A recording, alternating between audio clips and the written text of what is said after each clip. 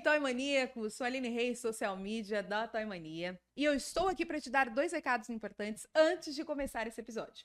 O primeiro deles é que nós temos um lançamento que foi o aplicativo da Toy Mania. Se você ainda não baixou, ele está gratuito tanto para dispositivo de Android ou iOS, e ao longo de todo episódio vai ser anunciado um cupom exclusivo para compras através do aplicativo da Toy Mania. Então fique esperto e aproveite esse desconto que foi feito para você e também para ter essa interatividade de uma forma diferente, não só pelo site da Toy, mas através do aplicativo.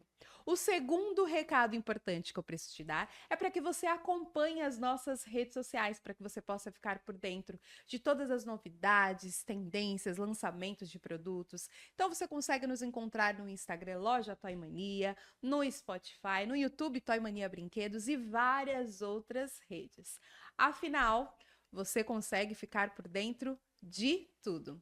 Agora sim, sem mais delongas, vamos para mais um episódio dessa terceira temporada que está incrível! Pensou brinquedo? Pensou Toy Mania!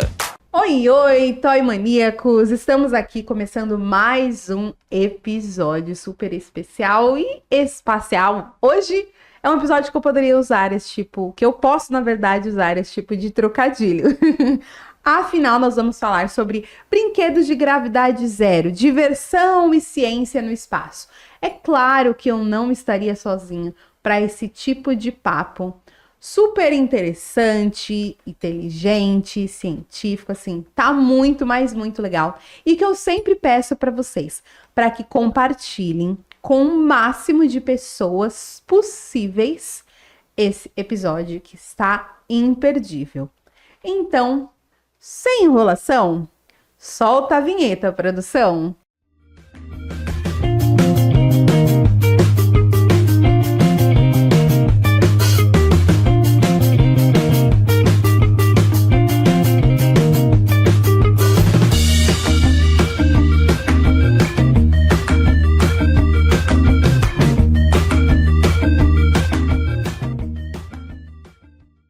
E agora eu quero apresentar para vocês a nossa convidada do dia, Daniele Honorato. Se você não a conhece, não sabe que pecado está cometendo. Porque assim, é incrível, porque é um tipo de conteúdo que ela produz nas redes sociais, que assim, é com base de muito conhecimento, curiosidades, e não vai ficar agora nas minhas palavras, mas Dani, por favor, se apresente, seja muito bem-vinda ao nosso podcast. Muito obrigada, meu nome é Daniele Honorato, eu sou astrofísica, me formei em astronomia pela USP, trabalhei com aglomerados globulares, estudando espectroscopia, e aí eu sei que são palavras um pouco difíceis, e aí se você quiser conversar depois a gente conversa sobre isso. E atualmente eu trabalho com divulgação científica nas redes sociais, então eu tenho meu canal no YouTube, no Instagram, e também tenho um clube do livro voltado para a área de física e astronomia. Gente, olha que legal!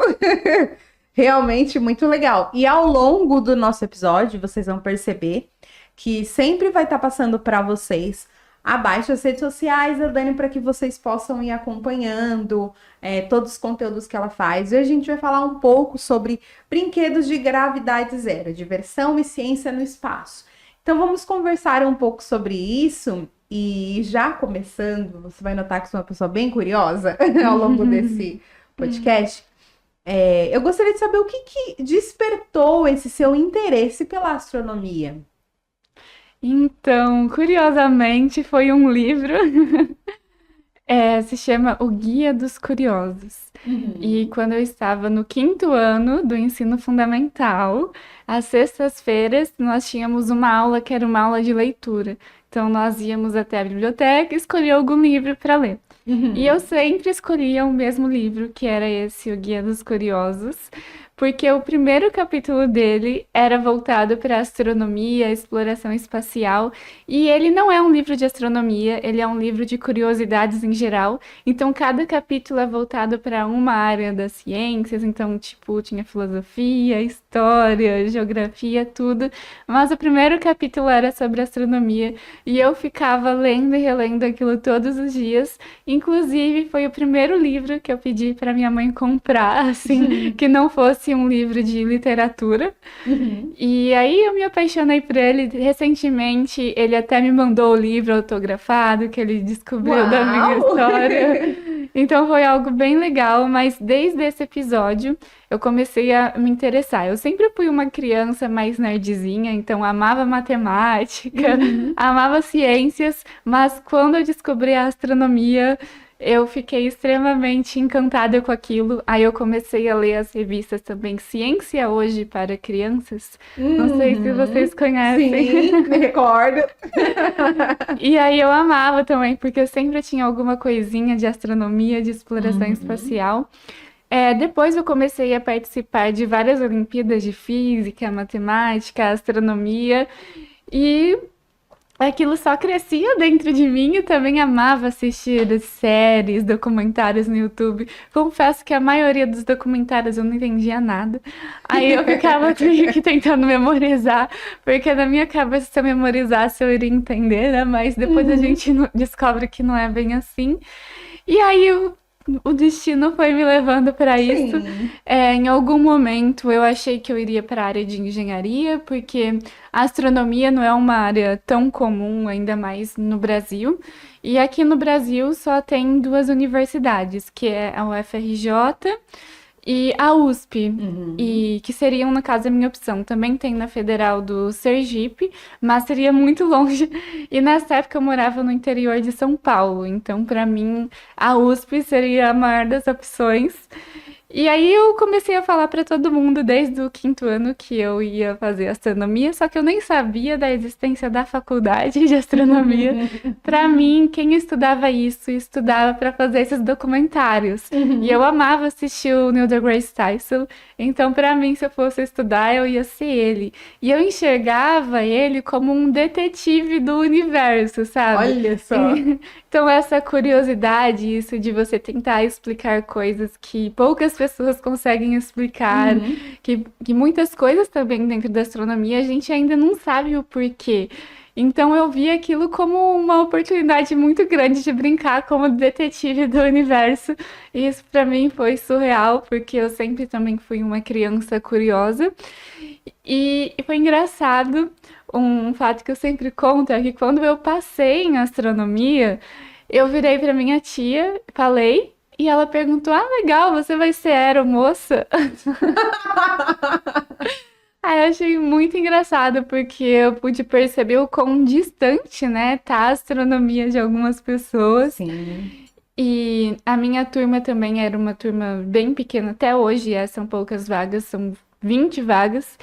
E aí tinha aulas que, ao longo do curso, né, as pessoas vão saindo. Sim, desistindo, E aí né? tinha aula que tinha 4 pessoas, 3 Nossa. pessoas.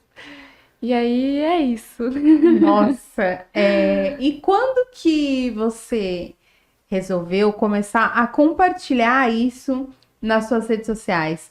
Porque para quem não conhece e agora vai poder conhecer, eu acho muito interessante porque você falou, né? Como tem essa distância das pessoas relacionando a astronomia, mas você consegue trazer essa proximidade porque você correlaciona com séries tipo Star Wars, várias coisas que fazem parte do nosso dia a dia, do nosso interesse com a astronomia. Então, quando que você e como você começou a trazer isso para suas redes sociais, a trazer esses fatos curiosos? Foi curioso porque eu sempre trabalhei com divulgação científica desde que eu entrei na faculdade. Não na internet, mas dentro da universidade eu participava de alguns projetos. Participei, por exemplo, do Astrominas, que é um curso de inverno, digamos assim, porque ele acontece no meio do ano, voltado para as meninas que estão ali no ensino fundamental, ensino médio, e na intenção não de fazer elas cursarem astronomia, mas de apresentar esse mundo e trazer mais para perto mesmo esse ambiente que na maioria das vezes é muito masculino. Então você fazer as meninas entenderem que aquele lugar também é para elas, nem que seja só para despertar a curiosidade. Eu participei também do projeto que misturava ciência e artes, junto com o Instituto de Física da Universidade de São Paulo, e também fazia palestras num projeto que se chama Atendimento Astronômico. Então, ele consistia, num dia da semana, a gente convidava a população em geral, o público em geral, para assistir uma palestra, e em seguida nós fazíamos uma observação do céu noturno. Então era muito legal, eu fiquei bastante tempo fazendo essas palestras. Mesmo continuando, né, na pesquisa, eu não deixei de mão a divulgação científica, porque o curso, ele é muito denso. E muitas pessoas têm a ideia de que, vou fazer astronomia, eu vou toda noite ficar sentadinha lá no telescópio. Mas a verdade é que você pode fazer o curso de astronomia sem observar nenhuma vez sequer, porque essas observações que são mais importantes, elas estão em observatórios e telescópios muito grandes e, tipo, em outros países, e nós recebemos essas observações muitas vezes com tratamento de imagem, tratamento de dados. Então, é basicamente a observação que a gente faz por computador. E aí não é um computador comum, é um supercomputador que a gente tem uma sala especial, mas o nosso trabalho do dia a dia é mais no computador, programando e vendo observações a partir do computador. E aí essa rotina acaba ficando um pouco exaustiva, porque a ciência é um trabalho de rotina, né? Algo rotineiro, muitas vezes até maçante. Então eu sentia que com a divulgação científica eu não perderia esse encanto que eu tinha, que eu via que acontecia com muitas pessoas, de você esquecer o motivo que você decidiu fazer aquele curso, que você decidiu estudar aquilo, por conta da rotina ser extremamente dura. E aí, quando eu entrava em contato com essas pessoas, eu me lembrava de como eu era quando eu decidi cursar astronomia, quando a primeira vez que eu li um livro voltado para astronomia, e o encantou mesmo. Então, esse prazer de você descobrir algo pela primeira vez, de você passar a olhar o céu com outros olhos e ver o quão grande as coisas são, o quão maravilhoso é o universo e quantas coisas faltam para descobrir, você não perde aquilo. E aí, eu decidi permanecer fazendo divulgação científica aliado à pesquisa. E muitas pessoas fazem uma escolha, muitas vezes, por conta de tempo, enfim, cada um tem as suas questões, mas por conta disso, sempre amei fazer divulgação científica, e é óbvio que eu acredito no papel que todo cidadão tem que ter dentro da sociedade, de você sempre estar procurando agregar, contribuir realmente, né, que o nosso conhecimento não fique só para nós, mas que possa contribuir com todo mundo, e, tipo, quanto mais pessoas tiverem conhecimento sobre o universo, mais pessoas inteligentes, mais pessoas legais nós vamos ter. É tão bom encontrar uma pessoa que você consiga conversar sobre tudo. E a pessoa é bom para autoestima também. Mesmo que você não seja da área, estudar sobre uma coisa interessante faz você se sentir mais interessante também. Você torna mais interessante também. Exatamente. Aí eu acho que além desse papel de cidadania e de você contribuir para a autoestima da pessoa, para o intelecto dela, e é claro, influenciar no estudo e nos bons hábitos também, que acho que o estudo acaba acarretando isso. Quando eu entrei nas redes sociais, foi por absoluto acaso. Na minha formatura, eu compartilhei um vídeo falando que eu tinha me formado, e aí esse vídeo viralizou. Olha! E aí as pessoas começaram a me pedir para produzir conteúdo falando de astronomia, porque até então o meu Instagram era um Instagram comum, só tinha os meus amigos lá, então postava uma foto ou outra, mas não tinha nada de astronomia. E aí isso aconteceu no finalzinho de fevereiro do ano passado, então faz basicamente um ano que eu faço divulgação científica nas redes sociais, e aí desde então eu comecei a fazer, as pessoas começaram a gostar do meu jeito de explicar, e eu acho que eu quebro um pouco do estereótipo, até mesmo por eu ser mais nova, Sim. e eu acho que as pessoas acabam se identificando. Porque eu acho que o principal da divulgação científica é você entender que as coisas não são limitadas a estereótipos a ninguém. E muitas vezes a gente vê essa área de astronomia como um grande grupinho, né? Muito específico de só pessoas nerds Nossa, que muito. sabem muita matemática. E aí, quando você fala de uma maneira mais descontraída Sim. e de uma forma mais leve, você acaba incluindo mais pessoas e pessoas que muitas vezes não se identificavam com o mundo da astronomia, mas que vê o quão legal é e o quão diverso também esse meio pode ser. Então, acho que o principal papel nas redes sociais é fazer todo mundo entender que a astronomia é para quem quiser. Sim, é para quem quiser e faz muito mais parte do nosso dia a dia do que a gente imagina, né? Com certeza, e sempre fez. Sim. Vão ter pessoas que vão discordar comigo, mas a astronomia para mim é a primeira ciência da humanidade. Muitas pessoas falam que é filosofia, né? Mas muitas inspirações da filosofia veio da observação do céu. Então, essa contemplação do céu sempre esteve presente em qualquer estudo. Então, nós temos a alquimia, por exemplo, a gente tem observações do céu, filosofia, artes. Então, é uma ciência que acaba abrangendo todas as demais. Você lembra de uma das curiosidades que você chegou a compartilhar no seu Insta, que mais viralizou, assim, que as pessoas mais gostaram de saber? Porque eu sei que tem várias, mas você lembra de uma, assim, específica?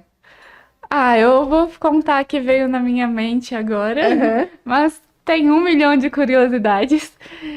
Acho que uma das que mais chocam as pessoas é você entender o quão vazio o universo é. Compreender as distâncias. Então, por exemplo, a gente tem que o astro mais próximo de nós é a Lua.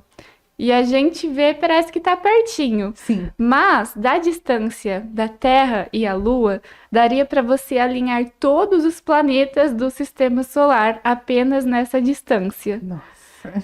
Todos os planetas. E aí, você consegue perceber que esse espaço é basicamente vazio. E é um espaço próximo de nós. E aí, se você for estender esse conceito de vazio para os demais lugares do universo, você começa a perceber que existem muito mais vazios do que espaços preenchidos. E aí, por exemplo, nós estamos em um sistema estelar, um sistema solar, que nós estamos gravitacionalmente ligados.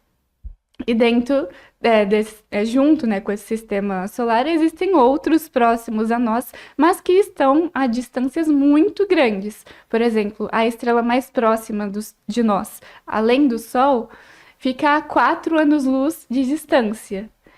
Então, é uma distância muito grande. E isso é considerado próximo. E aí, dentro disso, nós estamos em uma galáxia que também está próximo de outras galáxias. Só que no meio dessas galáxias também existem muitos espaços vazios. E aí a gente chega em um ponto que a gente pode se comparar à estrutura atômica. Então, por exemplo, vamos supor que o núcleo de um átomo ele seja do tamanho de uma bolinha de ping-pong. Se ele fosse de uma bolinha de ping-pong, o primeiro elétron que estaria próximo dele estaria a mais ou menos 22 quilômetros de distância. Então, entre o núcleo e o elétron, tem um espaço muito grande também de vazio. Assim como os espaços do universo. Os astros estão muito longe um dos outros. Aí, se a gente leva isso para nível de probabilidade, vamos estimar qual a porcentagem de vazio que existe, a gente chega a 99% aproximadamente. Então, 99% do espaço é vazio e 99% do átomo é vazio. Então, nós chegamos à conclusão de que a maior parte de nós, já que nós somos formados por átomos e tudo que existe é formado por átomos, é vazio, assim como a maior parte do universo também é vazio. E para além disso, se a gente for pensar no que compõe o universo, nós temos que 5% apenas é a matéria, essa matéria bariônica que nós conhecemos. O restante é energia escura e matéria escura. Então, além de ser vazio, essa matéria que nós conhecemos, ela é a menor parte do universo, a menor composição. Então, eu acho que você entender isso... Faz um boom assim na sua cabeça. Meu Deus, eu lembrei também de uma das que eu gosto, se você puder compartilhar também para quem não viu, quando você correlaciona, você fala um pouco sobre a questão do sabre de luz de Star Wars, que aí você explica um pouco mais ou menos sobre como que funciona. Eu lembro de um outro também que você fala sobre a correlação das galáxias, né? Que você fala sobre esse processo logo quando tem Ai, meu Deus, quando você correlaciona mesmo o Star Wars e aí você vai trazendo essas curiosidades. Se você puder esmiuçar um pouquinho mais aqui, deixar suas pílulas de conhecimento aqui. Então, sobre Star Wars é interessante porque existem vários mundos, né? Sim. E aí, no caso de Star Wars, eu trouxe exemplos de exoplanetas, ou seja, que são planetas fora do nosso sistema solar, Sim. que poderiam ser mundos muito parecidos com o de Star Wars. E é incrível quão diverso é a quantidade de planetas. Então, por exemplo, e não só planetas, como também luas. Nós temos a lua Europa e ela é um oceano inteiro. E ela é basicamente água em estado sólido, porém, abaixo desse oceano sólido, a gente tem água líquida. Então, ela é um dos principais candidatos para ter vida no nosso sistema solar. Porque aqui na Terra nós temos regiões muito parecidas e que possuem vida. Nós temos lugares no oceano que, por exemplo, não recebem a luz do Sol e que estão numa profundidade muito grande. Então, muitas pessoas olham para a Europa e falam: mas o oceano líquido está a 70 metros de profundidade. E é muito mais, né? Não, é realmente a partir de 70 metros, só que isso você não descarta completamente a existência de vida, porque aqui na Terra nós temos também alguns lugares que não recebem a luz do Sol e que possuem vida. Então, Europa, sendo esse oceano congelado, nós também conseguimos ter vida, e até mesmo pela distância que ela está do próprio planeta. Então, por mais que ela não esteja na zona habitável, que é a distância que a gente calcula, a distância do Sol, ela acaba sendo protegida pelo planeta que ela orbita, e isso acaba dando mais chances para ela ter vida. E muitas pessoas falam: Marte tem vida, Vênus tem vida, mas a nossa diversidade é muito grande de procura, e as luas também são uma busca muito grande. Então é engraçado a gente ver, voltando, né, mais para Star Wars, que existem vários mundos, mas que esses mundos são sim reais. E aí, grandes mundos prováveis foi feito por Kepler, né, o satélite, e aí ele conseguiu descobrir vários planetas que são parecidos com a Terra. Essa lista já tem mais de 2.000 planetas, e aí eles são classificados de 0 a 1. Quanto mais próximo de 1, mais parecido com a Terra é.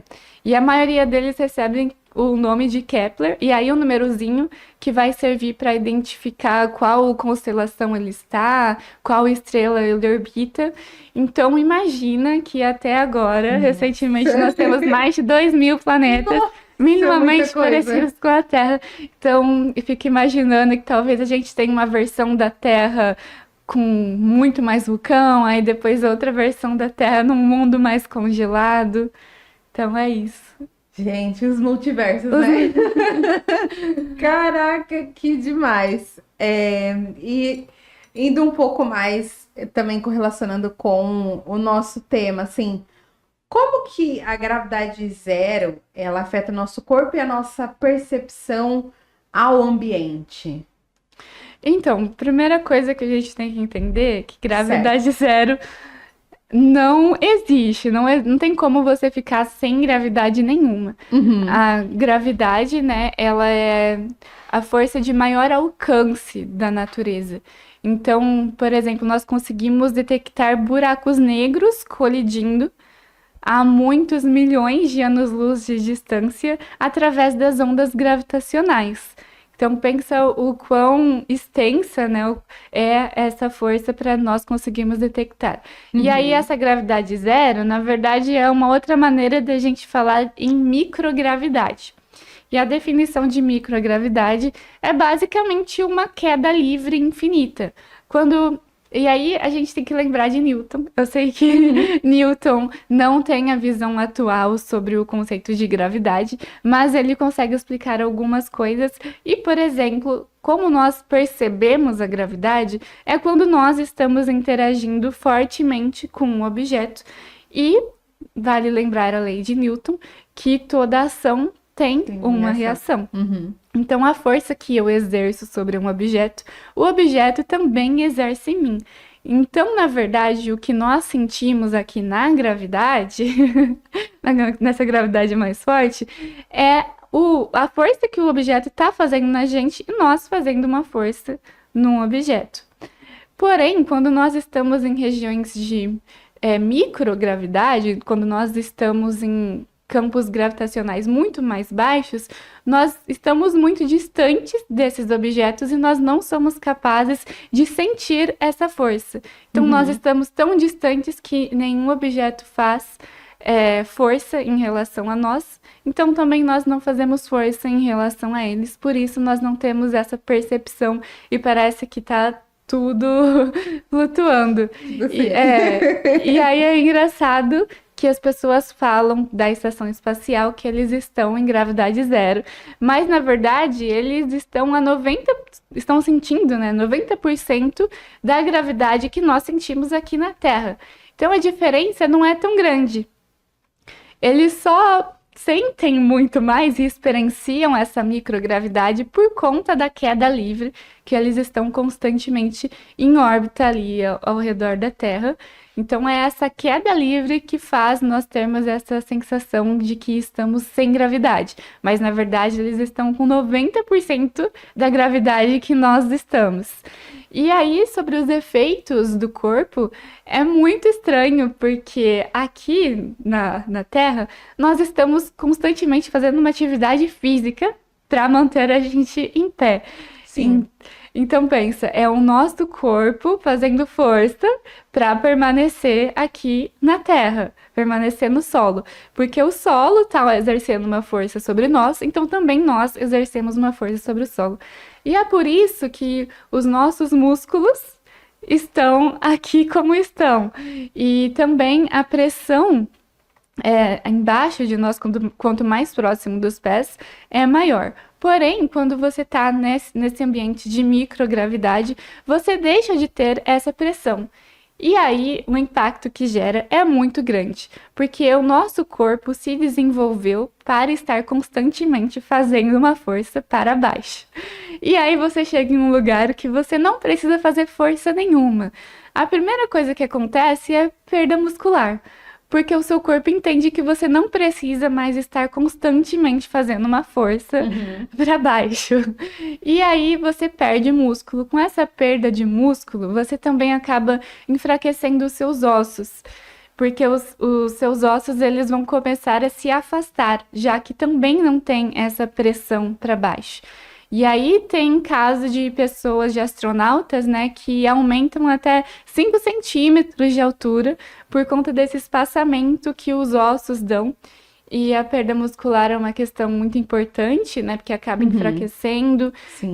Alguns astronautas também voltam com extrema sensibilidade, porque ficam muito tempo sem ter um contato muito forte, né? De pressão com os objetos. E aí tem gente, por exemplo, que desenvolve uma sensibilidade tão grande na pele que não consegue tomar banho. Então, a pressão da água tocando na pele também já acaba impactando. E outra questão é de que a pressão, ela vai ser igual em todo o corpo, ela deixa de ser maior nos nossos pés. E aí, acaba que a gente fica com um cabeção, digamos assim, porque a pressão na nossa cabeça aumenta, então é muito comum até o rosto inchar por conta dessa pressão. O coração também, ele vai diminuir o ritmo dele, então ele acaba ficando mais lento. E isso também pode gerar problemas cardíacos, porque ele não vai mais trabalhar com tanta força como ele trabalhava aqui na Terra, porque simplesmente ele não vê mais necessidade. Né, de estar naquela pressão que é igual daqui da Terra, né? Meio que o corpo, ele automaticamente faz adaptação, né? Porque tá num ambiente completamente diferente, precisa de necessidades diferentes, não é? Exatamente. E além disso, até a pressão nos olhos, e aí muitas pessoas acabam desenvolvendo problemas de visão, porque a pressão muda e aí acaba causando alterações nas córneas. Então, são inúmeras questões. Meu Deus! E isso a gente nem entrou em radiação.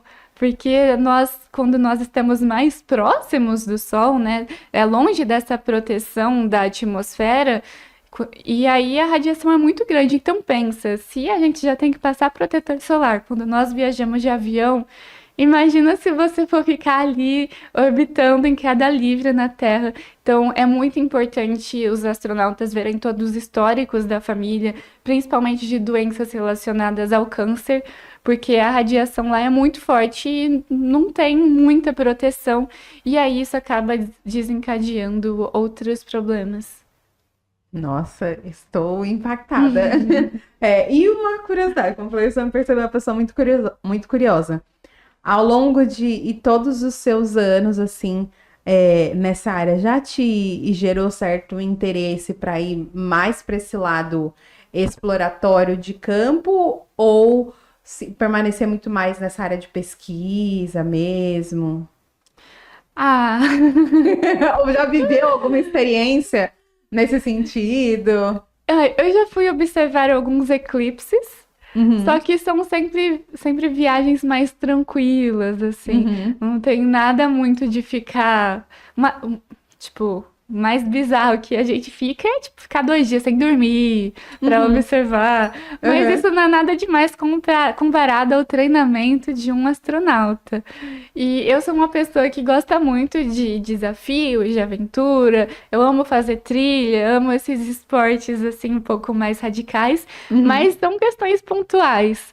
Então, se eu fosse fazer algo mais aventureiro, no sentido de exploração espacial, já não seria minha praia, porque você precisa de uma dedicação constante, assim. O treinamento é muito pesado, então você tem que meio que se tornar um paraquedista, um atleta de natação profissional. Então são um preparo físico muito de alto grande. rendimento, né? Exatamente. E a maioria das pessoas que vão para essas carreiras, elas se preparam desde criança.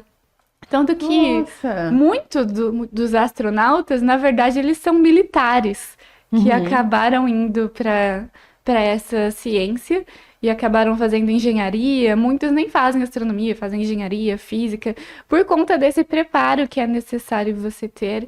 E, além disso, também acho que minha visão, eu uso lente, tenho astigmatismo, miopia. Então, se eu fosse para o espaço, tenho medo de voltar aqui quase cega. Então eu prefiro ficar aqui na Terra, vendo fotinhas bonitas, observando os eclipses. Tá contribuindo também da mesma forma, com muito conhecimento, tá tudo certo. Não, mas que legal. E assim, eu fiquei pensando como é importante também, né, os pais, assim, pessoas que têm ali uma criança no seu convívio, tá atenta e ser muito sensível e observar aquilo que a criança fala que realmente gosta, que quer fazer. Você falou, desde o 5º ano, você já tá vendo muito mais para esse sentido. Então, porque crianças, né? Quem não gosta? Ai, quero ser um astronauta. Quem nunca, né? Quando criança falou que tinha um sonho de ser um astronauta. Quero viajar, quero conhecer os planetas, quero fazer várias coisas exploratórias e tal. Só que a realidade é muito mais diferente, requer de um preparo, de uma determinação muito grande, porque precisa de muitos estudos, muitas adaptações. E a gente vê como que você traz a clareza através disso, né? E eu gostaria que você desse também um pouco da sua opinião. Você acha, assim, quando a gente vê hoje em dia séries como Star Wars, Star Trek, várias outras que trazem um pouco desse universo de astronomia, coisas relacionadas a espaço, a planetas, você acha que elas realmente retratam a realidade do que de fato acontece ou não? E você também acredita que elas instigam mesmo nas pessoas esse interesse maior pelo estudo, pelo conhecimento dessa área? O que você enxerga ao longo dos anos?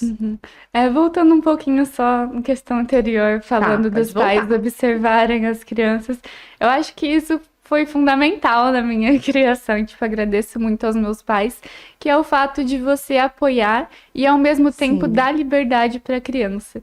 Então você apoia os gostos dela, mas ao mesmo tempo você não cobra ela no sentido de gerar uma pressão. Porque eu sinto que muitas crianças que são ditas como prodígios, então crianças que geralmente fogem da curva, que acabam avançando um pouco mais rápido na escola, enfim, nesses assuntos. Geralmente a sociedade gera uma pressão muito grande sobre Nossa, elas. é verdade. E isso, quando adulto, é uma frustração terrível, que é Sim. capaz de fazer até mesmo ela desistir do sonho dela. Então, acho que quando criança, é muito importante você apoiar. E é claro, ensinar a ter foco, mostrar que se é aquilo que ela quer, ela vai precisar de dedicação, mas ao mesmo tempo deixar a criança tendo aquilo como uma diversão, porque quando eu aprendi matemática, para mim era diversão. Eu saía da escola e ia para casa fazer livrinho de matemática, porque eu amava fazer aquilo. E aí, quando gera uma cobrança, a criança perde o interesse. Então, você não deixar a criança perder o lúdico, porque tem como você aprender e ser sério de uma maneira lúdica que vai continuar encantando a criança. Sim. E aí, quando os pais percebem que a criança é um pouquinho mais desenvolvida, assim, eles já começam a tratar como se fosse um adulto, digamos assim, uma maturidade que, por mais inteligente que a criança ela não tem ainda. E é muito bom preservar isso, essa inocência e esse encanto. E, inclusive, esse encanto que eu acho que todo mundo tem que preservar. Muitos brincam que quando você vira adulto, você para de aprender. Você simplesmente segue o fluxo. E é justamente por isso. Porque você deixa de perder o encantamento. Você perde o encantamento. E é o encantamento que faz você fazer perguntas. Adulto simplesmente aceita, né? Fala assim, isso daqui funciona assim, você faz isso. O adulto simplesmente faz. Uma criança vai perguntar, mas por quê? E aí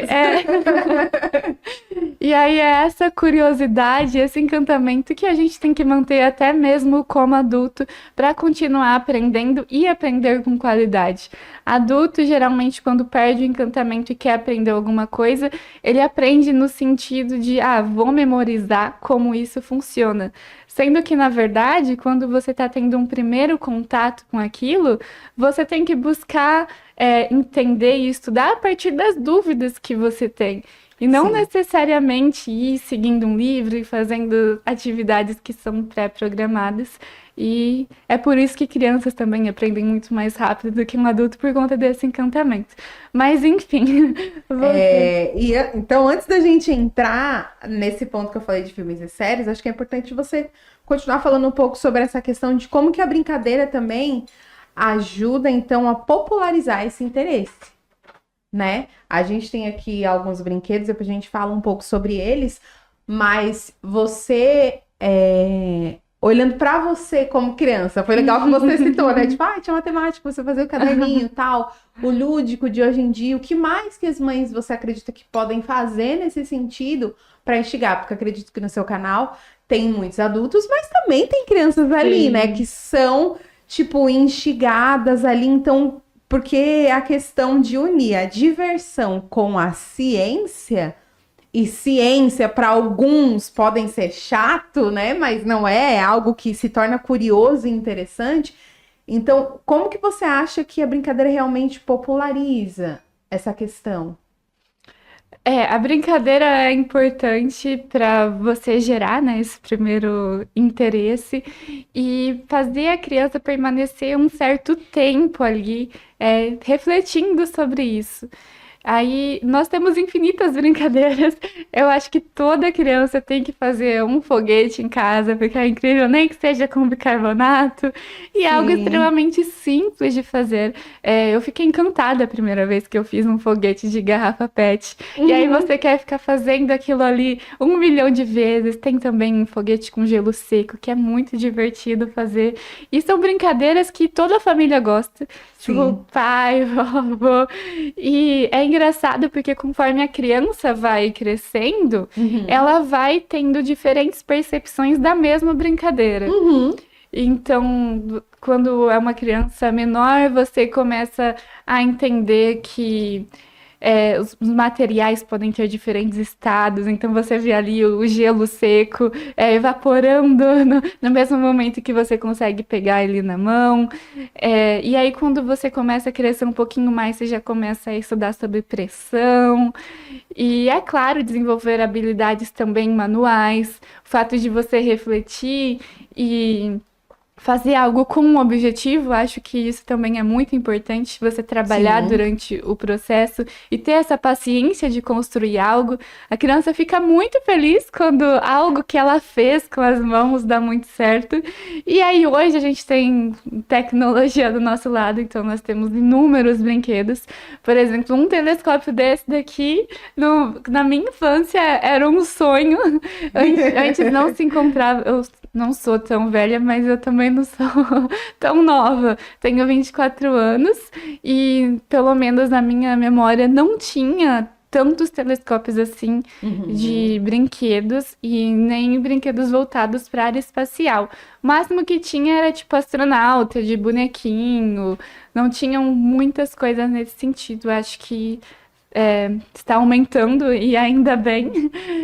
Mas eu lembro que eu queria muito um telescópio e os telescópios que eu tinha contato geralmente era quando eu ia em algum museu ou em algum observatório, porque justamente por isso, um telescópio profissional, ele precisa de um certo preparo para você saber não só observar, como também para montar ele, a manutenção. Não é uma coisa tão simples.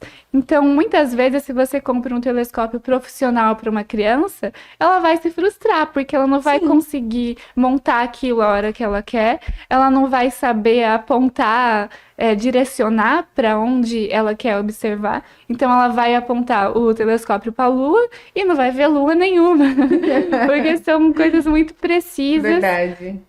E aí eu acho que você comprar, por exemplo, um telescópio de brinquedo e dar essa autonomia para ela e ela vai conseguir observar, vai ter essa facilidade, vai não só aumentar a autoestima dela, aumentar a confiança, como também dar a bagagem necessária para ela no futuro vir a conseguir mexer nesses telescópios mais complicados. E é claro que tem brinquedos educativos e também amava. E é bom que pai também aprende junto. Sei que a maioria dos pais estudou isso no ensino médio, na escola, verdade. E aí hoje não lembra quase nada. Se pedir para falar a ordem dos planetas, poucas pessoas também vão saber. E aí é interessante, porque você vai se divertindo e aprendendo junto com a criança. Com certeza. Enquanto você falou, eu lembrei de coisas também da minha infância. Como era legal quando tinha que montar a maquete dos planetas alinhados ao Sol, à Lua. Quem nunca passou por isso, né?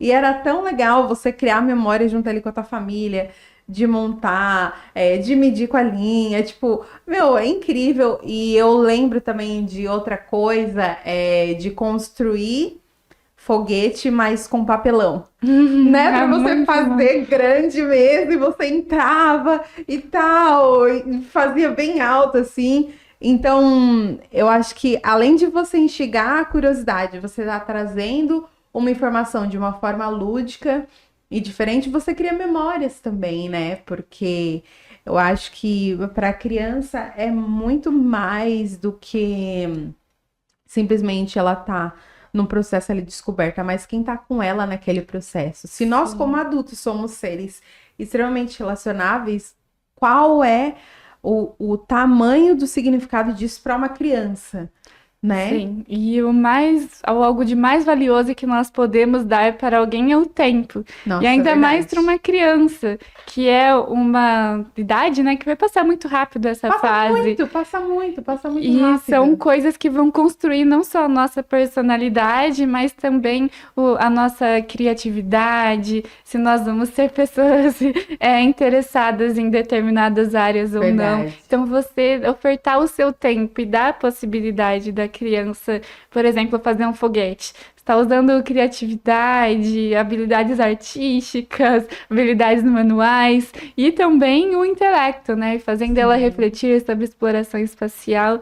Então, é uma atividade que muitas vezes é simples, mas é muito rica. Sim, com certeza. Nossa, e experiência também legal, que eu também lembrei de infância levar em observatório. Gente, Sim. é demais você ficar deitado assim, vendo as estrelas, espaço.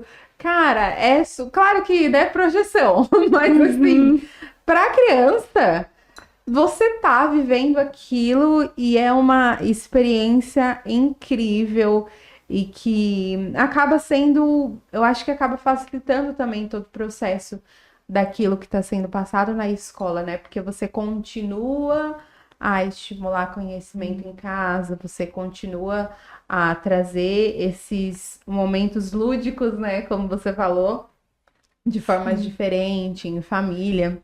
E aí, voltando, né, num gancho que a gente tinha falado, você acredita que hoje em dia, se a gente olha para filmes e séries diversos que tem, você acha que eles retratam a real da forma que tem vida no espaço, como as coisas realmente acontecem com astronautas, com pesquisas de astronomia? Você acha que eles instigam mesmo as pessoas ou você acha que não? E você também consome muita coisa nesse sentido. O que você acha de tudo que tem no nosso mundo atual? Qual que é a sua opinião? Eu sei que o episódio tá bom, né? Mas calma, antes da gente seguir, eu quero apenas agradecer aos nossos patrocinadores oficiais desse podcast. Você vai conferir um pouco de cada um deles agora. Tanto aqui embaixo vai estar passando esses nomes. E sem esses patrocinadores não seria possível a gente realizar tantas temporadas legais e principalmente essa, com muitas novidades para você. Prontos para o desafio? E foi dada a largada! Peguem seus carrinhos! Corra para a diversão! Que comece o desafio! Ele chegou! Agora a pista vai esquentar! Hot Wheels porta-carrinhos é da Fun! Abrace Cuzzy Duzzy! Cuzzy Duzzy tem o pelo macio! É tão fofo e brincalhão! Ele ri quando fazemos cócegas. Vou te cobrir e dar sua chupeta pra dormir. Boa noite, Cuzzy Duzzy! Cuzzy Duzzy é da Fun! Agora sim, vamos retornar ao nosso episódio, que está super especial. Então, os filmes evoluíram bastante, né? E eu acho que se você se prender a preciosismo de ser fiel à física, fica tudo muito chato. Então, a gente tem que ter ali uma liberdade artística. E, no geral, atualmente, os filmes são muito bem feitos. A maioria procura incluir roteiristas ou um auxiliar de roteirista que é físico, que estuda na área. Então, eles são muito bem estudados. E, por exemplo, falando de um filme de referência, Interestelar. Esse estava na minha mente, eu me segurei para não falar. Ele é muito fiel. Tem algumas coisinhas, por exemplo, no buraco negro, a gente tem o disco de acreção, né? Que é aquele anel brilhante em volta do buraco negro, que ele parece ser uniforme. de brilho e luminosidade. Mas, na verdade, não seria assim, porque a gente teria um efeito Doppler ali acontecendo. Então, é igual quando a gente ouve uma ambulância vindo, e aí aquele som é mais agudo, quando ela vai se afastando, o som é mais grave. O som é uma onda, assim como a luz é uma onda. Então, se o som sofre essa alteração, esse desvio, a luz também vai sofrer. Então, aconteceria isso no disco de acreção do buraco negro. Então, se nós estivéssemos olhando para ele, nós não veríamos aquele disco uniformemente brilhante da mesma cor. Nós veríamos partes menos brilhantes, algumas partes mais azuladas, umas partes mais avermelhadas. Mas isso é preciosismo, acharam que ficaria mais bonito o disco de uma cor só. Uma licença poética. Exatamente. E dentro dessas áreas que a gente chama de física de fronteira, que são a parte da física em que ainda há pesquisas sendo feitas que não foram concluídas e que nós não temos uma explicação por completo, como, por exemplo, a própria área de buracos negros e a física quântica, nós temos que quando ele entra do buraco negro, ele entra em um tesseract, por exemplo. E aí ele é meio que levado para uma quarta dimensão, onde o tempo ele veria de forma linear, então ele conseguiria interagir com o passado, com o futuro. E isso, hoje, fisicamente, não é bem assim que nós sabemos que acontece. Mas o fato é de que essas teorias, elas se respaldam muito em soluções da relatividade geral. E essas soluções, elas possuem inúmeras equações e inúmeras interpretações. Então, muitas delas são matematicamente possíveis, mas nós não sabemos se elas são fisicamente possíveis. E fisicamente possível quer dizer que aquilo faz sentido de acordo com as leis da física, com as leis da natureza. E aí, como é algo que nós carecemos de observações, nós não temos como chegar próximo a um buraco negro, ainda falta muita tecnologia para isso.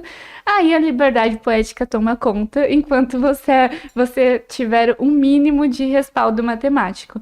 Então, por exemplo, nós temos tesseracts matemáticos, nós temos quarta dimensão, quantas dimensões você quiser ter na matemática, você consegue ter. Mas será que a natureza permite isso? Por enquanto, não sabemos. Então, o cinema se aproveita disso. Hoje nós temos a teoria das cordas, né? Que é a principal teoria que sustenta a existência de mais dimensões. Então, na teoria das cordas, nós teríamos 10 dimensões espaciais e uma dimensão temporal, 11 dimensões. Porém, as demais dimensões espaciais, para além dessas 3 que nós conhecemos, elas estariam acopladas apenas a nível subatômico, então dentro de átomos. Então, nós não experienciaríamos mais dimensões, apenas a nível subatômico. Mas essa é a principal teoria que diz sobre outras dimensões, porém a matemática permite infinitas interpretações e aí tudo se aproveita disso. No Star Wars, o clássico exemplo é de que não tem som no espaço. E acho que todo mundo tá cansado de ouvir isso, porque o som ele é uma onda mecânica, então significa que ele precisa de um meio para se propagar, e como o espaço não é 100% vazio, mas ele não tem ali um meio contínuo de matéria, de átomos para o som mecânico se transportar, então nós acabamos não tendo som no espaço. Mas isso é um preciosismo que eu acho que você assistir um filme no mudo não seria legal. Não seria bom, né? Ficaria um pouco chato. E eu acho que super contribui, sim, para o interesse. E eu acho que a maioria das pessoas se interessam por conta de ficção científica, por conta da arte. E a arte tem esse papel de fazer você questionar, de fazer você se interessar. E aí, por exemplo, você fica encantado, criança geralmente, fica encantado com naves. E aí começa a querer... Criança ainda mais tempo também. E aí começam a querer procurar, será que existe uma nave de verdade? E aí muitas crianças sabem muito mais sobre foguetes do que eu, por conta delas ficarem pesquisando Sim. e estudando. E é muito legal, e isso é justamente por conta dos filmes e séries. E muitos desenhos hoje também estão Sim. tendo esse apelo. Nossa, muitos. E na mídia, esse assunto de exploração espacial está tendo cada vez mais destaque. Acredito que nós estamos entrando em uma nova era da exploração espacial, então teremos muitas novas descobertas, muito mais missões, e isso é muito bom. Sim, até porque as pesquisas são constantes, então com isso vem vindo novas descobertas, né? Então, por isso que eu acho que é um tema que sempre fica em foco e vai crescendo, e a probabilidade é crescer cada vez mais. Então, isso é muito bom. E aí, para mais alguns fatos curiosos, né, que eu gostaria de saber de você, quando a gente fala sobre essa questão de espaço e tal, a gente se imaginando, tá? Vamos nos imaginar lá, Dani, Aline e astronautas. Quais brinquedos você, se pudesse, levaria para o espaço? E por quê? Tipo, pensando como que ele funcionaria. Eu vou chutar, tipo, a bola, como funcionaria, não sei. Tipo assim, como que você já sabe que funciona, já sabendo como que é o processo e todas não só as complexidades, mas as reações que tem. Ai, eu sou muito fã, eu amava quando criança, daquelas bolas de plástico que você entra dentro e joga na piscina. Sei. E aí você fica meio que brincando de bola de ar mesmo, né? bola de ar.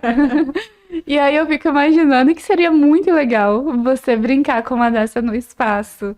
E aí você tentar ficar mudando de direção e batendo nos seus amigos. Aí seria basicamente uma piscina infinita, né? Sim.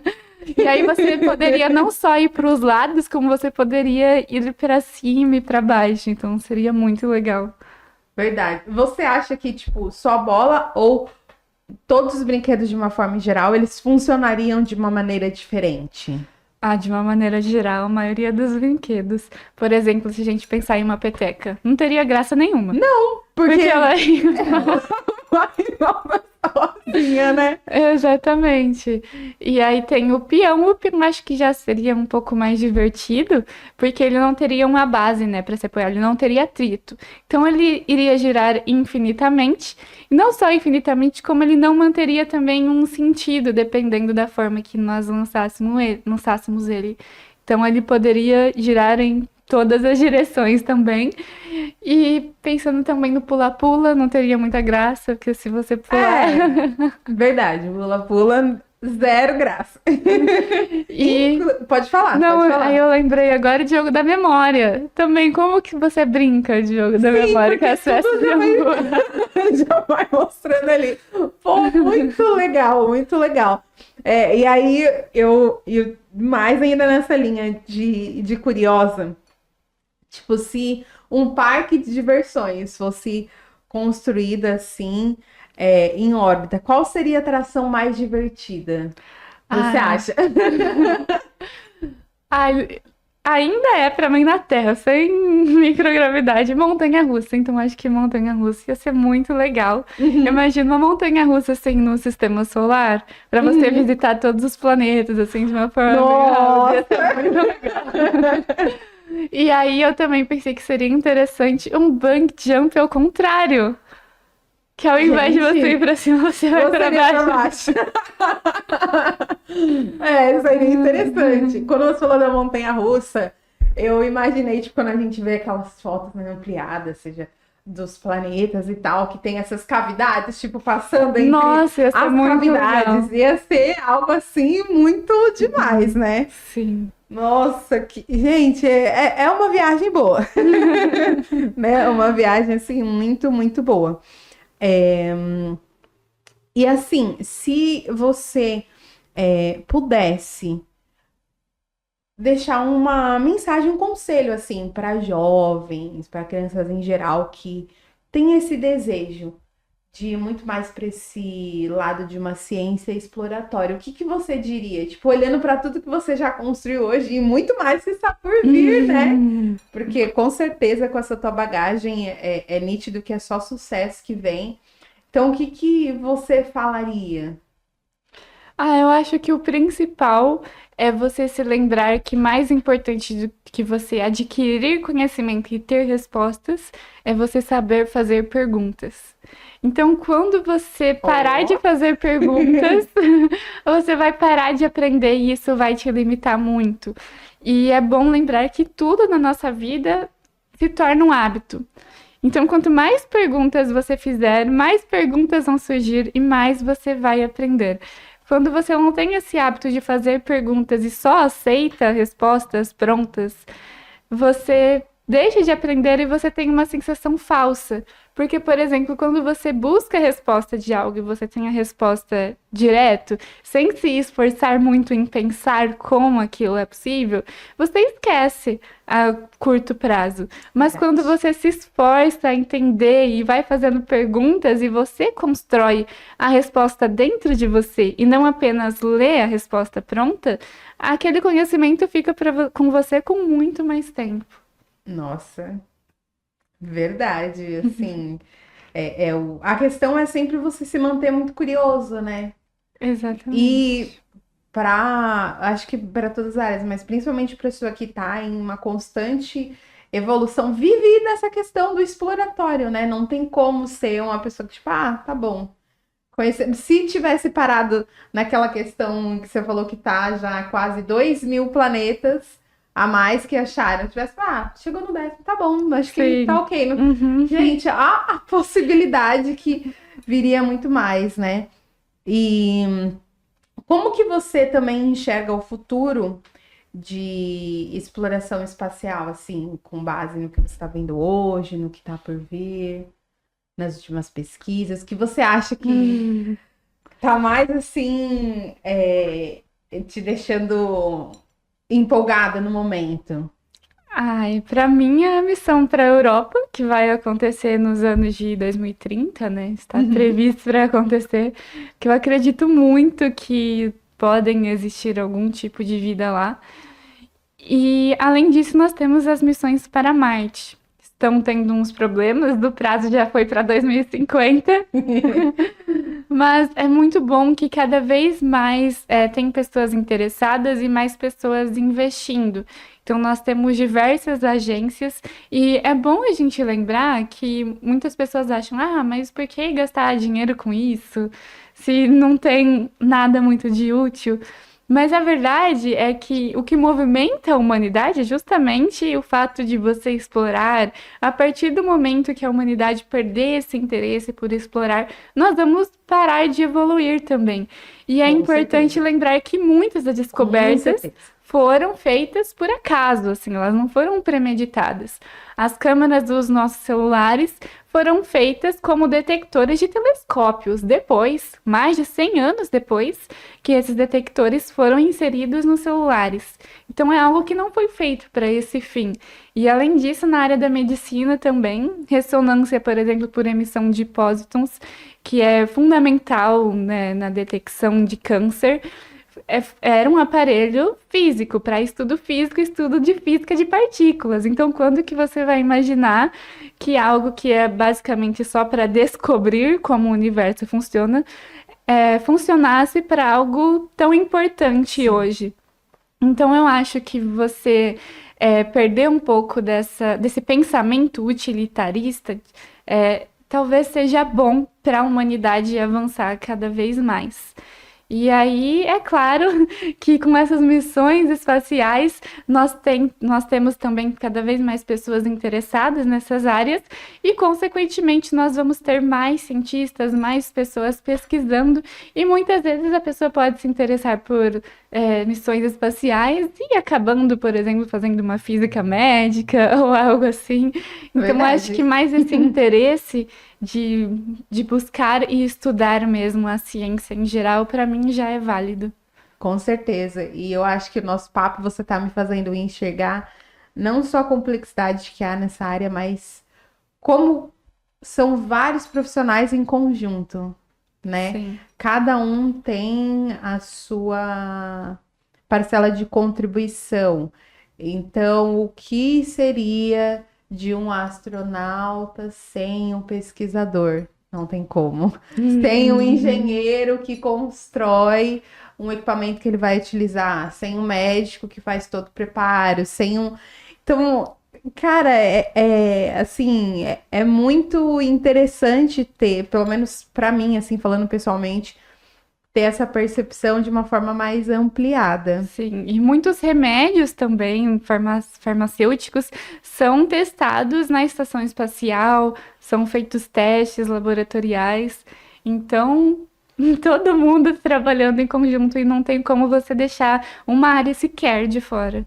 Sim, tem. Não só remédios, mas assim, alimentos, tipo tudo. Isso que você falou do utilitarismo. Um negócio que é muito besta, mas assim, tava rolando vídeos de muitas pessoas falando recentemente sobre, por exemplo, o leite condensado. Gente, sabia que o leite condensado o objetivo não foi feito para fazer um doce, mas ele foi utilizado há muito tempo atrás e para as pessoas não tinham como ficar armazenando leite. Você pega o seu leite condensado, você mistura numa água, dilui.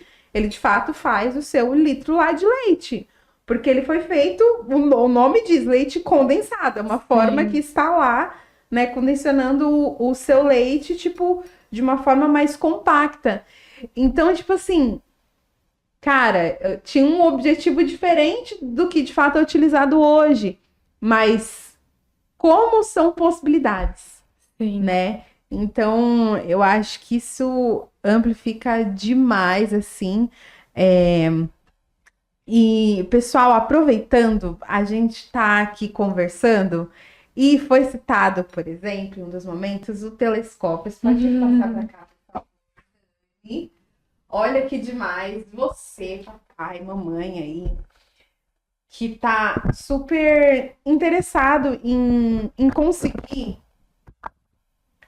compartilhar conhecimento, tecnologia, aí ó, com uma criança em questão que você gosta, olha uma opção, porque agora a gente só tá exemplificando tudo que a gente falou, né? Sobre essa questão de observar a lua, poder usá-la no dia a dia. E aqui é muito legal porque você explora além do horizonte, então é um instrumento ótico para estender o seu olhar cada vez mais longe.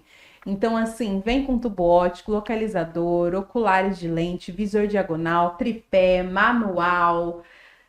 Cara, é sensacional. Algo que a Dani falou que gostaria de ter na infância dela, né? Mas que hoje, ó, tá disponível aí para você no mercado. Inclusive, tá aparecendo para vocês também um cupom super legal. Vou virar aqui a caixa que vocês conseguem ver, ó, o que eu estava vendo aqui das informações. Vocês conseguem utilizar de um cupom específico que a gente fez, tá? Para o nosso podcast. Então, utilize o cupom que tá aparecendo aí na tela, especificamente para compras através do aplicativo da Toy Mania, tá? Então, baixa o aplicativo gratuitamente para iOS ou para Android, você consegue aproveitar. E tem um outro aqui que é super a cara da Dani, que é de astronomia. Olha que demais! Que é possível fazer experiências simples que ensinam como que funciona o sistema solar. Esse é um kit completo, né, de conteúdo didático que vai permitir que as crianças vivenciem e aprendam os conceitos básicos dessa área de astronomia através de experiências práticas. Então, tem relógio do sol, tem foguete, tem planetário, é possível elas projetarem constelações, tem efeitos estufas, tem um manual com 24 páginas que inclui vários conceitos e instruções de experiências incríveis. Então, assim, ó, isso aqui é só uma pincelada de tudo que é a vida da Dani, tá?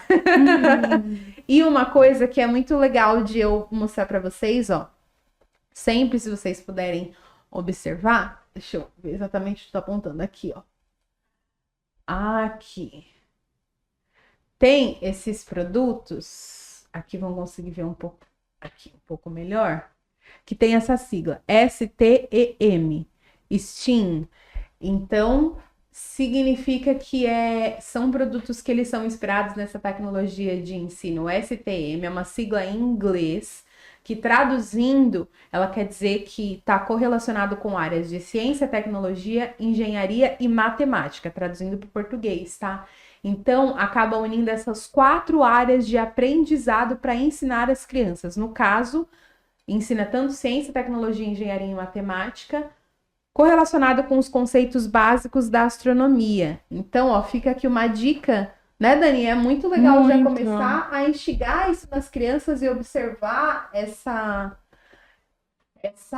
sigla aqui específica em vários brinquedos que tem da Toy, porque faz total diferença. Inclusive, aqui, ó, para as crianças menores, é claro que tem também, não são já mais tão complexos, mas aqui, ó, conjunto espacial astroanimais e astronautas. Ah, que fofinho. Muito fofinhos, né? Astroanimais e astronautas. Olha aqui. Tem a opção do gato, cachorro, panda, macaco. Aqui eu só trouxe 2 para que vocês possam ver, porque desde muito pequenos vocês já podem instigar sobre essa questão. E aqui eles estão em função da missão em Marte. Então tem o astronauta, aqui esse aqui é com o cachorrinho, muito fofo. Tem o astronauta junto com o seu pet, ambos indo para a missão, tá? Então é muito legal, porque tem a viseira aqui, ó, que é retrátil. E aqui tem o próprio astronauta, e claro que ele tem os seus equipamentos, tá, gente? Porque não tem como, né, Dani? O astronauta tem que ter os seus próprios equipamentos. Então aqui, esse daqui é a opção do macaquinho, esse aqui é a opção do cachorro, mas tem o gato e o panda também. Porque esses outros brinquedos que eu mostrei para vocês, esse é a astronomia e o telescópio, são indicados para crianças um pouco maiores, a partir de 8 anos de idade. Tá? Então, esses daqui são para crianças a partir de 3 anos de idade. Então, na medida que eles assistem já desenhos que sejam correlacionados com planetas, espaço, essas coisas, né? Tem como dar esses brinquedos que são um pouco para a idade de crianças um pouco menores, porque foi o que a Dani falou, tudo está correlacionado com o lúdico para as crianças, né? E aproveitando, dá para contar a história da Laika também, né? Sim, verdade! Verdade, dá para contar a história de quando ela também foi. Então, assim, gente, é sucesso, dispensa comentários. E agora esse é o momento que eu sempre peço para que os convidados, vocês sabem, traga algo que os represente, porque acho que mais importante do que só eles virem também compartilhar a história, o conhecimento, mas para que eles, por eles mesmos, falem um pouco sobre quem eles são, sabe? Então, Dani, fique à vontade, que você trouxe para compartilhar conosco. Esse é seu momento. Então, eu trouxe este livro, Quando Deixamos de Entender o Mundo, de Benjamin Labatut. E esse é o livro que eu estou lendo esse mês no meu clube do livro. Que legal! O meu clube do livro se chama Universo Literário, para quem quiser pesquisar. Uhum. E esse livro, ele fala basicamente de como é o contraste entre a genialidade, a loucura e questões sociais que muitos dos gênios lidam. E aí, esse livro, ele é uma história fictícia, não é uma história real, mas ele traz diversos personagens importantes da ciência, da matemática, da química. Então, esses são os personagens do livro, como, por exemplo, Schrödinger, Einstein, enfim, uns dos mais famosos. E aí ele traz essa questão de que muitas vezes a ciência esbarra até mesmo em questões éticas, como, por exemplo, no filme Oppenheimer, que você tem a ciência sendo utilizada, digamos que, para o mal. Sim. Então aqui nós nos deparamos com descobertas e como esses personagens lidam com isso e com a possibilidade de suas descobertas fazerem mal a alguém. E além disso também o próprio confronto interno deles de você ser visto como louco na sociedade, e de que até mesmo esses cientistas não concordavam entre si. Então nós temos a clássica rivalidade entre Bohr e Einstein, Bohr defendendo um modelo da física quântica extremamente probabilística e Einstein defendendo o determinismo. Então são dois gênios ali se confrontando e um se achando mais inteligente do que o outro. Então eles humanizam mais esses cientistas, que nós temos uma visão deles, pelo menos a maioria das pessoas, de uma forma muito idealizada. Sim. Então ele traz essas reflexões, essas questões, e também o papel da ciência na humanidade, tanto para o bem, tanto para o mal. E aí tem até uma frase aqui do livro que eu acho muito boa e que faz a gente refletir sobre os cientistas no geral. Está escrito assim: lutou contra problemas dos quais todos fugiam. Amava descobrir relações entre os múltiplos aspectos da natureza, mas a fonte de sua busca era o gozo, o prazer sentido por um artista, a vertigem do visionário capaz de discernir os fios com os quais se tecem os caminhos do futuro. Então aqui, para mim, ele fala... principal frase, lutou contra problemas dos quais todos fugiam. Então, muitas pessoas tentam ignorar, tipo, não sei porquê, deixa pra lá. Mas essas pessoas que são tidas como os gênios, os loucos da sociedade, tentam buscar as respostas para isso e não sentem medo do misterioso, não sentem medo do desconhecido. E também aqui ele fala o prazer sentido por um artista. E é basicamente isso que é fazer ciência, além de muita matemática, muito cálculo. Einstein diz que o principal da física é a imaginação. Então, você é um artista, basicamente. Você tenta contar a história do universo e, para isso, você precisa ter muita criatividade para saber interpretar os números que, querendo ou não, é a linguagem do universo. E aí ele termina falando... discernir os fios com os quais se tecem os caminhos do futuro. Então, os caminhos do futuro são justamente traçados pela ciência, pelas descobertas, pela inovação. Então, mostra que os cientistas têm que ter coragem de encarar o desconhecido para construir o futuro de todo mundo. E aí, essa frase para mim é muito bonita. Uau, te define, né? E realmente acho que é isso, né? Quando você falou, só ficava vindo para mim a ciência exploratória. E esse que é o real sentido, né? Realmente tá enfrentando certos tipos de problemas que, por vezes, os outros não estão a fim de enfrentar, de descobrir, seja para o bom, seja para o ruim, precisa ser identificado, precisa ser explorado, precisa ser estudado. Então... uau, muito bom, me interessei. Dani, infelizmente estamos indo para o final do nosso papo. Muito, muito bom, muito enriquecedor. Eu agradeço de coração, em nome da Toy, você ter aceitado o nosso convite. Foi um papo super prazeroso, de muito conhecimento, mas agradeço, assim, porque você conseguiu explicar e trazer as coisas de forma tão clara. Então, acho que isso é uma das coisas que te diferencia muito. Então, eu fico muito grata por esse tempo.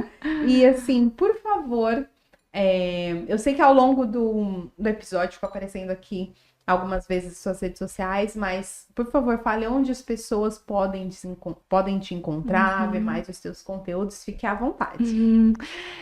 Meu arroba é honoratodn no Instagram e no TikTok. No YouTube eu estou como Honorato Space e além das minhas redes tem também o meu clube do livro, que é o Universo Literário. Se você quiser participar, é só entrar lá no meu Instagram que tem todas as informações. Uhul! Dani, novamente, muito obrigada, viu? Esse é o momento, infelizmente, da gente se despedir do pessoal, mas, como eu sempre falo para vocês, gostou do papo? Não foi demais? Enriquecedor? Ai, gente, foi muito bom, muito, muito bom. Então, esse é o momento de você realmente compartilhar com todo mundo, mandar para o máximo de pessoas possíveis. Vocês falaram, não, vocês observaram ao longo desse episódio que esse é um episódio que pode ser passado para crianças, para adultos, para jovens. Não tem uma idade específica, né? Tantas coisas serão faladas que eu acho que é super válido. Então, ó, manda pro máximo de pessoas possíveis. E eu espero vocês num próximo episódio. Vamos despedir do pessoal, Dani. Beijo, tchau, Beijo. tchau, gente. Obrigada.